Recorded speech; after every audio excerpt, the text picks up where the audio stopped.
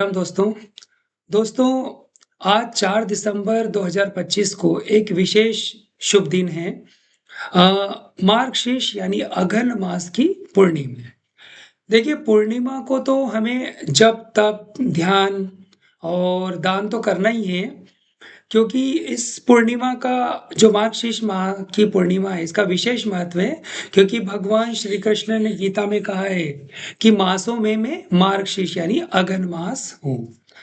तो इस पूर्णिमा को तो हमें जप, तप, ध्यान ये तो करना ही है। विशेषकर हरी सब्जियों का दान, दीपदान जैसे कार्तिक में करा था, वैसे ही दीपदान और पितरों के निमित्त भी हमें दान करना है।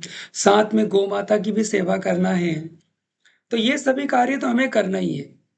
परंतु आज का जो वीडियो बनाने का जो मेन मुख्य उद्देश्य है वह ये कि आज एक और शुभ प्रसन्न दिन है, वो है भगवान दत्तात्रेय की जयंती।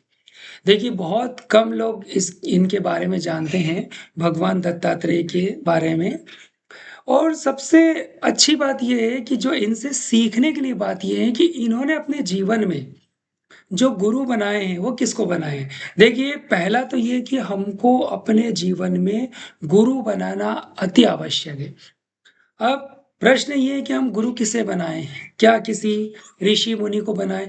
तो देखिए, आज के जमाने में सही व्यक्ति मिलना काफी मुश्किल है, क्योंकि हमको कैसे परख रहेगी। इसलिए हमें अपने शास्त्रों को गुरु बनाना चाहिए। जो भी हमारे ग्रंथ हैं उन्हें गुरु बनाना चाहिए। तो इसी में श्रीमद् भागवत में एक दसम स्कंद में एक प्रसंग आता है भगवान दत्तात्रेय के बारे में। तो भगवान दत्तात्रेय से हमें सीखना चाहिए कि हम उन्होंने अपने जीवन में किस किस को गुरु बनाया है। तो आपको जान के बड़ा आश्चर्य होगा, बड़ा अच्छा लगेगा कि उन्होंने अपने जीवन में 24 गुरु बनाए हैं। और उन 24 गुरु से उन्होंने अलग अलग चीजें सीखी हैं।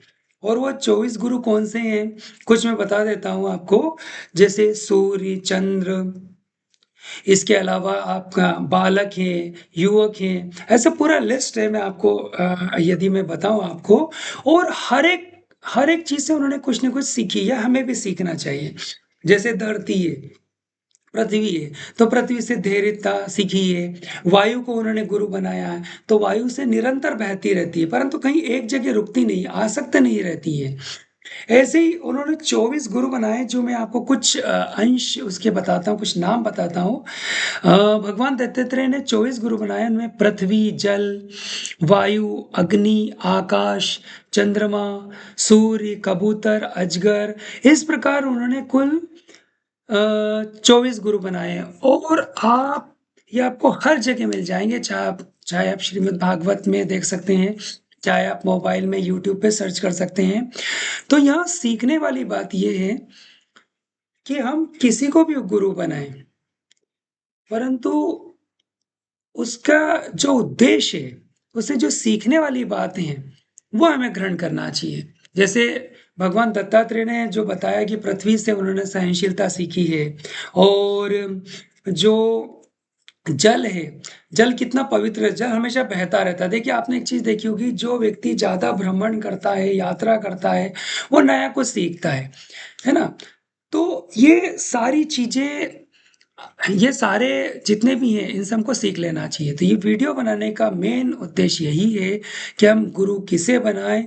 तो गुरु किसी व्यक्ति को बनाए, अगर व्यक्ति सही मिल जाए तो कहना ही क्या, अति उत्तम। नहीं तो आप किसी भी अपने शास्त्र, अपने ग्रंथ को गुरु बना लिए, फिर निश्चित तौर पर आपका जीवन सफल होगा। जय सिया राम।